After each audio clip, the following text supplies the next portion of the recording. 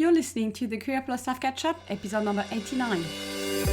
Welcome to the Career Plus Life Catch-Up, a show anchored in reality to help you create a balanced life where you enjoy both your work and your life, because you don't have to choose. I'm your host, Cecile Ferry, a corporate executive turned coach and working mom. This is your place for insights, advice, and tools to optimize your career direction, balance, and confidence. I'm so glad you're here. Let's get into it. Hello, my beautiful friends, and welcome back to the podcast this week. And we are going to talk about prioritization. So a bit of time management today, and I don't think that's a topic that I have done much on the podcast lately. The background for this topic today is that I recently ran a group coaching session on this very topic for an American company. And so I have a lot of that knowledge really fresh in my mind. And I thought, well, why not come on here and help all of you guys think about how to prioritize better? Because you might be already doing it. Is it working, not working? We will talk about it. But I will give you kind of the gold standard in my book. And as usual, you walk away with something very actionable. I think we're all in the same boat. We all need help with prioritizing. Don't feel like it's just you.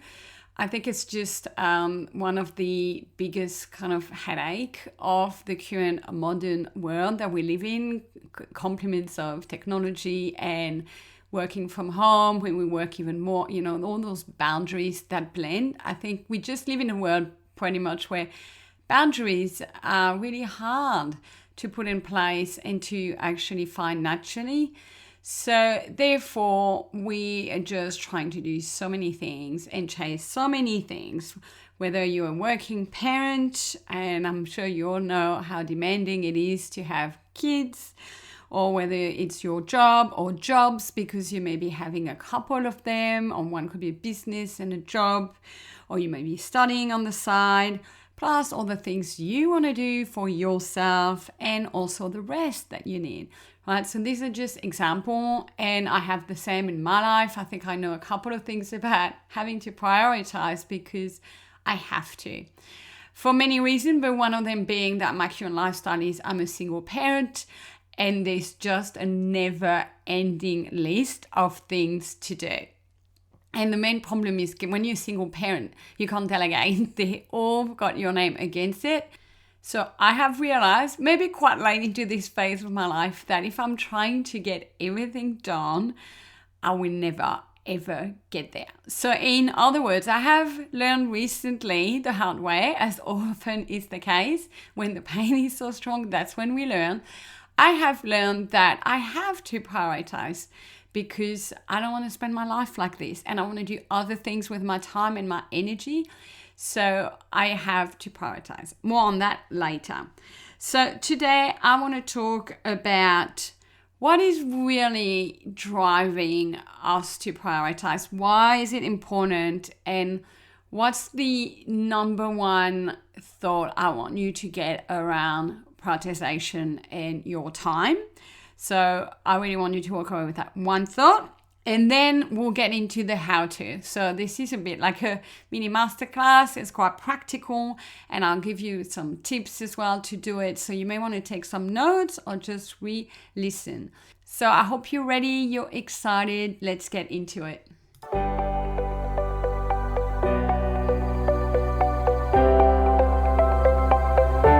Okay, so why do we need to prioritize? What is at the core of this? Outside the simple fact that we have more things to do than there are hours in the day, right? We all know this. But what is really at the core of our need to prioritize? So I can ask this another way by saying, what does it mean to you? Okay, and start thinking about it, because it can mean different things to different people. For instance, when I run it in that group, I heard some people saying it was about completing all of your tasks, getting them done in the right order. Some other people said it's about putting out fires, so nothing ever happens that is really critical and bad. Other people talked about their to-do list and how it was about to kind of constantly evolving it and managing it and staying on top of it and just moving things around and, kind of the blending the lines between the to-do list and the calendar. So that's what people mean by it. Or some other people talked about getting the balance right between work and home or other personal priorities, right? So to feel like we've got the right calibration between all those things. As you can see, it means different things for different people. But I think overall, there is one common denominator across all of this. It's that we do want to spend our time in the right manner, in the right way. And I think that's really the crux of it. And that is what I really want to hit the nail on today. This is what I really want to emphasize is prioritizing equals making decisions. It's a very active thing to do, and we all need to do it. And we actually all need to make time to prioritize. And that is something like nobody teaches you. They should teach us that at school as part of the curriculum for our life, whether it's work, it's home. We should learn that it's important and how to prioritize, because that requires specific skill set and that requires time. That requires to be in the right mental energy for that. And a lot of us don't even have that. And that's why it doesn't even happen, because we're just running, and we're focusing on what we have to do. We're actually not making time to decide on what we should spend our time on. You following me? So that's the number one thing. It is a very active verb to prioritize, and it is about making choices. It's about making decisions.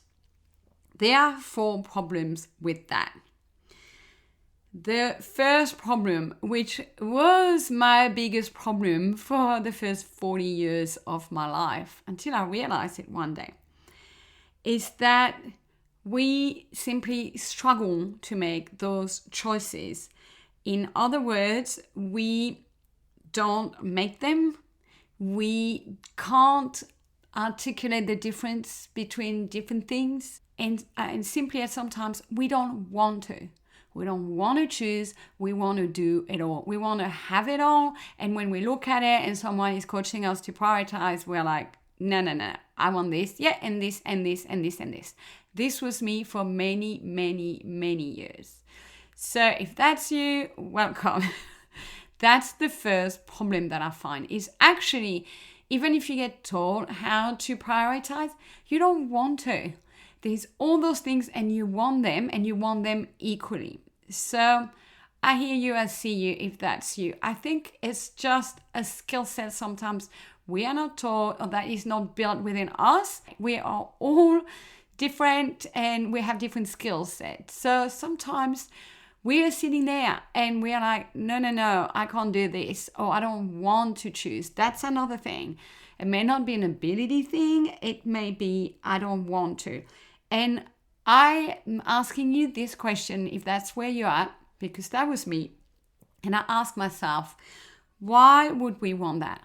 Why do I want to have it all done? Why can't I choose? Like, what's sitting underneath? So ask yourself that. What would you not want to prioritize? Why would you want to get it all done? I'm going to give you some elements of response, see what resonates with you. It could be that it's coming from perfectionism. Hello, our dear friend, right? Because we have taken the habit to do a lot and to do very well in order to be accepted, to fit in, to be seen as good, to be liked, right? So we want to do a good job at work or potentially everywhere in our lives.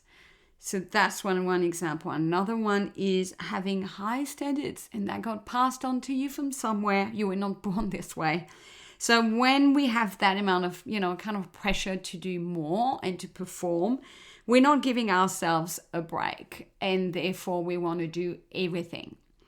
Another thing is we may have our self-worth linked to our output. Again, this comes from what we've learned growing up, from our teachers, our parents, all of that, our role models, that, what we put out into the world, what we tick, what we accomplish determines our value, our sense of worth. And if that's you, I encourage to go and check out the episodes on self-worth. And I have done a couple, especially those called Feeling Enough, part 1 and 2. I will link them in the show notes of this episode. So go and really listen, because I go really deep into all of those mental patterns and how to free yourself from those. And another thing is, we may want to do all the things because it gives us a sense of control. Potentially, we may have anxiety about other things in life. And if we can get everything done, get everything under control, we're going to feel at peace, right? So in other words, in that case, we're not prepared to let go because it doesn't feel safe for us unless we've done all the things. So this was just me opening that topic on why could it be that we don't want to make those choices? Why do we get so attached to doing so much and doing pretty much all of it, if not everything that is on our plate?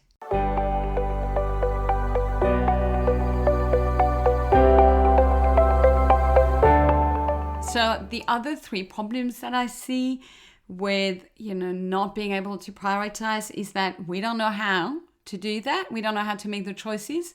And after this podcast, you will. So problem solved. Another one is we don't have a system, or we have a system and we don't stick to it. We don't have a system and we are at the mercy of external circumstances. So we may wish to make those choices, but then at the end of the day, we are unable to do that. And last problem is we have a wrong perception of urgency. And that is, if you have heard of the term, we live in urgency culture.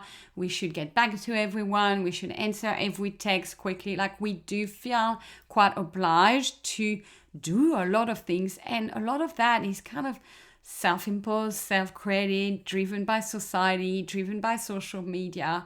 And we really, unfortunately, have been swimming in that urgency culture for quite some time, and to the point that a lot of us are really, really afraid of the consequences if we do not respond, if we do not deliver when we believe is required. So we're really, really afraid to disappoint, or we're afraid to prioritize, or to say no, or to deprioritize something. So, it's not just the people pleasers. I think it's way beyond that. It's just the climate that we all live in, which is about just like, give it to me fast, right? So that's challenging, right? I won't talk too much about that today, but just something to keep in mind. And it's just all the more reasons why you need a system to counter all this climate that we are all swimming in that is not conducive to prioritize. Because prioritize means I'm going to be clear on what matters to me, and I'm going to make my own choices, and these are going to be ahead of yours. So let me get into that.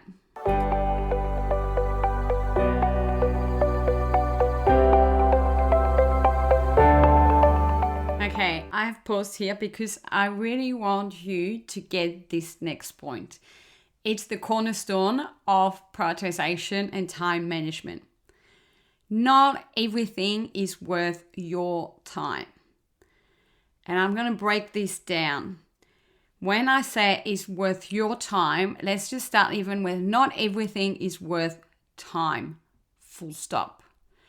And not everything is worth your time. In other words, it could be worth someone else's time. All right, so there's a lot in that sentence. And I want you to start thinking, because that's how the game completely changed for me. It's not linear. It's not a 2D reality where one dimension is the time that you have and the other dimension is the quantity of stuff you have to do, or even the quality of those things. Because in other words, people tell you, just sort out urgent from important and off you go. I don't know you, but this didn't work for me. It hasn't over the years. And now I find out why, because I was missing the third dimension. And the third dimension, the best way I can describe it, it's called return. It's the return on your time. It's kind of like the financial payback. It's the payoff of you investing your time. Think about it like your time was money. Would you walk around Monday to Friday and would you hand out $50 notes to people around you, to your kids, to your friends, to your bosses? Like, would you freely give that? Or would you be like, ooh, what am I going to get in return for that? So we don't do that with our money. Yet most of us do that with our time because we just don't see it as a finite resource. We don't see it as something that needs to bring us a return because no one taught us that. Not your fault. We got told, get a good job, make some money.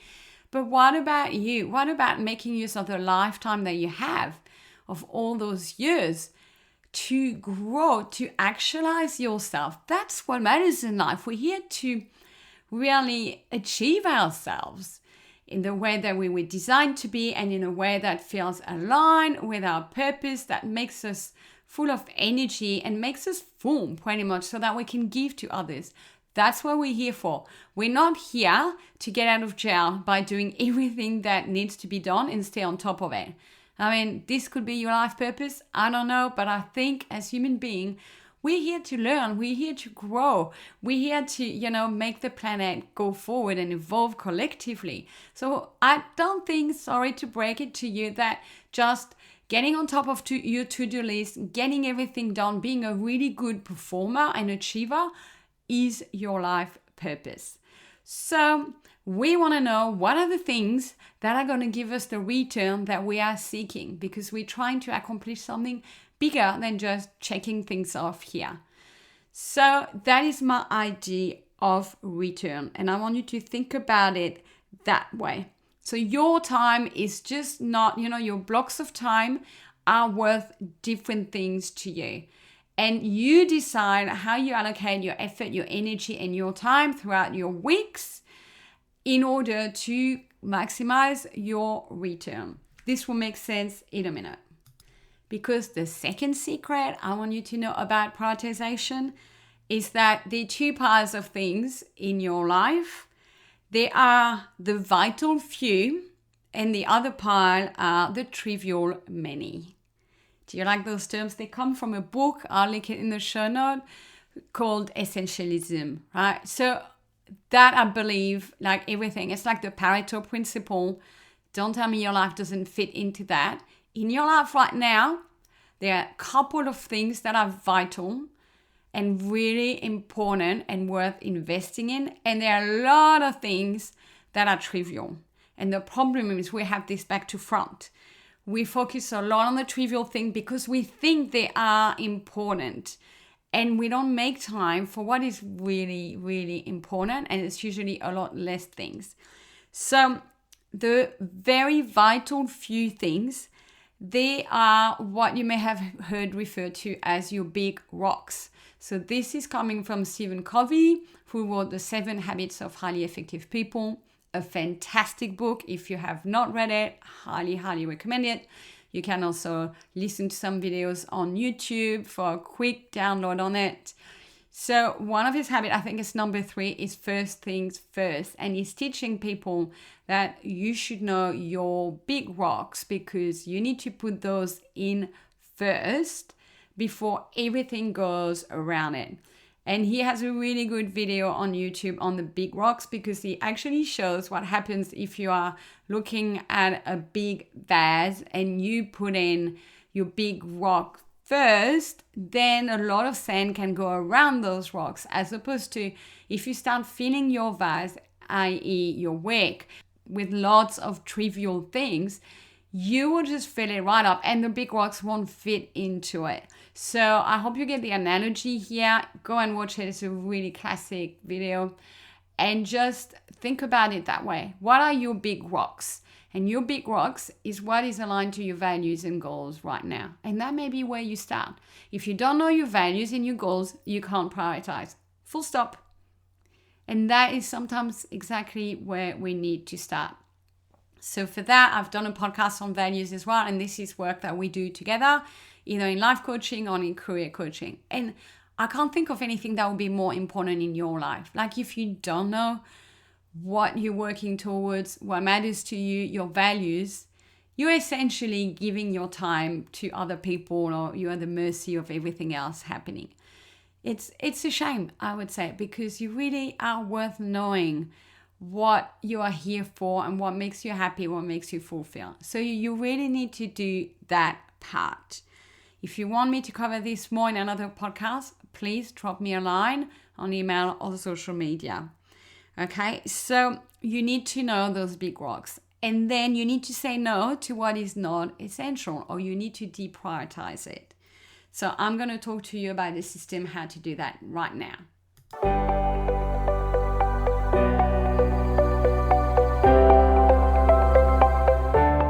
So the system I'm referring to, nothing new, it's not mine, but it's great and it works.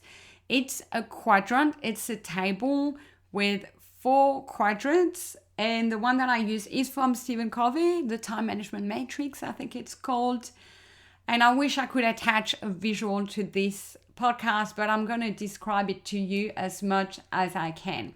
So bear with me. So you've got 4 quadrants. The axes are going horizontally, urgent and non-urgent, and going vertically, important, non-important. Okay, you may have heard that, but bear with me. So in the top left-hand corner, picture that. It's where things are urgent and important. And this is the quadrant of necessity. So in here, like no one can argue, this is not subjective. This is the stuff that if it doesn't get done, things go bad.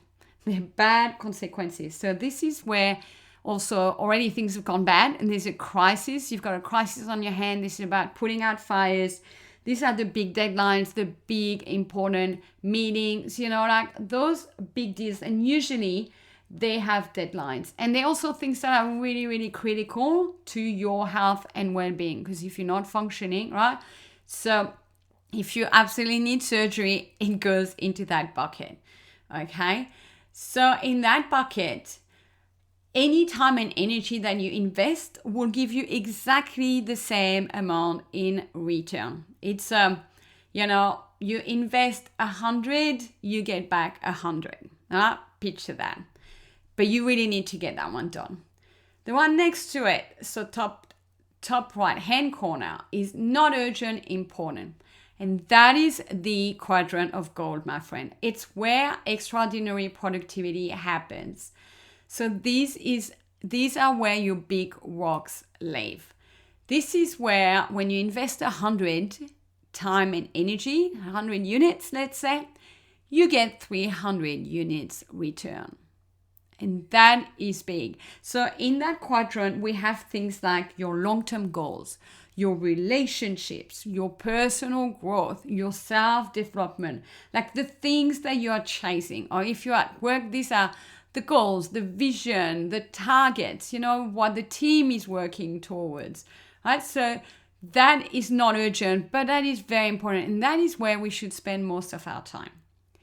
Now we're going to move to the other 2 quadrants. So those 2 are not important. Quadrant number 3 is urgent. So it sits in the bottom left-hand corner. It's urgent, but that is the quadrant of distraction because we get distracted by the urgent nature of the request, but it is not important or not as important. And when you invest 100 units of time and energy, you get a return about 20. And that, my friend, is probably the aha of this episode. And a lot of people have that aha because we spend a lot of time in that quadrant, which are the emails, the meetings, the interruption, all the requests from other people. Hey, can you do me this? Can I print that? Can you do this? Can you, all those things. And often the result of poor planning in quadrant 2 ends up being the distraction in quadrant number 3. But those things, the return is really small and we are not aware of it, or you were not aware of it until now. And when I do this in workshops in corporate, like people's jaws drop. They're like, oh my God, this is where I spend all my time. And I feel like I'm doing well, I'm getting somewhere because I'm responding to everyone. but actually the return on your time there is really poor. Quadrant number 4 is not urgent, not important, i.e. waste. That one is simple to deal with because it's just busy work. It's like doing things that bring no return. You put 100%, you put 100 units of your time and energy, you get 0 return. Things like browsing social media, just like doing those mindless things or things that just bring no return, right? I don't know. You know what they are for yourself. So we all have maybe 1 or 2 that we tend to do there, but we absolutely need to get rid of that.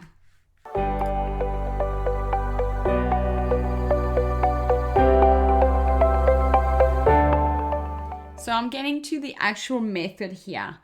I want you to start prioritizing your time and your weeks. And if you haven't done it, welcome. Let's start together now. So I recommend you do that once a week. Step number 1, list the items on your plate and download everything from your mind. And you may want to do it work, separate from life, up to you. List everything. Secondly, add deadlines against those that do have one. If there's no deadline, even better. Okay, so that way you can answer, is it urgent, not urgent? So that's important. That's how you would tell the two.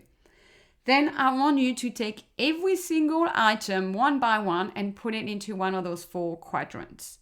Whichever the way you want. You can color code it with 4 different highlighters. You can physically drag and drop.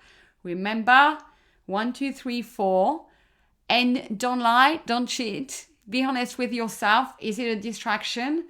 Or is it a necessity? Or is it really something productive for you longer term? Is it quality time? Or is it just busy time? Okay?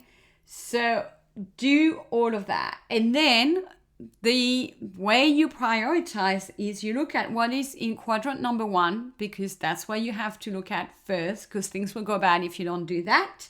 So you need to do it, or you need to ask yourself, can someone else do it? So do it or delegate it. That's how you really target that one. And in order to do it, you schedule it and it happens and it moves out of there. So hopefully over time, so that quadrant of necessity shouldn't be that full with content. Like there shouldn't be too many things in there, and you get on top of it and then it might even be empty from time to time, which will be nice. Okay, so that's number 1. Then you go into quadrant number 2, and that is where you want a time block. You need to schedule it, and that's going to give you, remember, a return on investment that's 300% or thereabout, 300%. So you want to make time for that. This is what is going to make a difference to your life, especially over time, after a couple of weeks and months. And no one does that. And that's not your fault, but now you know. So this is where you need to go. And that is typically the stuff that you are targeted on. You've got your bonus against in your job, or it could be your long-term goals. If you want to buy a house, if you want to change career, like those things are super important. And then you're going to map, and I would say my guess is 80% of what is on your list goes into quadrant number 3, which is a distraction. And in there, you need to limit, delegate, or decline. So you need to really sort things through in quadrant number 3. It's not like we're just going to all put them in the diary and get them done later. No. You need to have another session with yourself on those and go, okay, does this really need to happen? Can I decline it? Can I give it to someone else to do? Or can I just limit it and just decide that I'm only going to do these 2 meetings this week and everybody else will have to wait next week, right? Because you want your big rocks and you've put them first. Okay, so quadrant number 3 requires quite a few tactical things to put in place to sort through what is in there. And quadrant number 4, as I said, simple, you eliminate.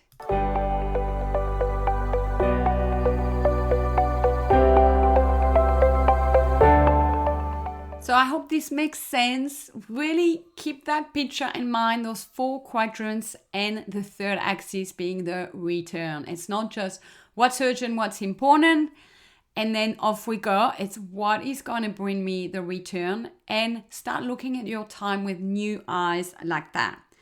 Now, just to leave you with final tips, because when you're going to start doing that, some stuff is going to have to go. Some of the trivial many, and I wouldn't be doing a full good job for you here if I just said, yeah, just delegate, just deprioritize, without telling you a couple of ways you can do it. So here you go. One that I really like is you just stop doing something. You remove it and you see what happens. Just remove and test. You will know soon enough if it was a necessity. In which case, then you can design a plan on how to do it more consistently or not have it pop up on your list all the time. But you will know it's a necessity because the fact will prove it to you. And most of the time, it's not. Heads up. So try it for yourself. Secondly, buy yourself time. When someone is giving you something to do, you don't have to be like, yeah, okay, right, and off we go. You can say, thank you. You can ask more questions. You can be like, let me check my calendar. Couple of magical words we need to start implementing more. Let me get back to you. Let me check my calendar. And then you start thinking, which quadrant is this in? Therefore, what am I going to do? Am I going to limit it? You also need to get into the habit when something gets given a top priority at work or at home, think about what are you going to deprioritize and have those conversations at the same time as you take something on and you commit to a deadline. Okay, I'm doing that, therefore I'm changing the deadline of something else, or I'm deprioritizing that. Very important to do that at the same time. Otherwise, other little ways you can use is ways you can reply either by email or to the person. So when you don't want to do something or when it's not a priority for you, when it's quadrant 3, you can politely decline. And how to do that is saying things like, I don't have the capacity to do this right now, but you are welcome to talk to this person, using the you are welcome to. So you're actually partially saying no. You're saying, well, not me, not right now. But you're offering a solution. You are welcome to do this yourself. You are welcome to use this. You're welcome to ask my assistant. Just use that phrase. Or just basically say no, as far as me and right now, but we could look at it. Not right now, but we could look at it when I return from leave. Not in this way, but in this way. I won't meet with you, but I will review it by email. Think about the no, but, kind of the no, and I'm still giving you something back. Or suggest other people and say, look, not me, but this person might be interested. Obviously, you got to be genuine and believe, there might genuinely be someone else who will be better suited for that may have capacity or that might have interest for that. So go and suggest other things as you decline it.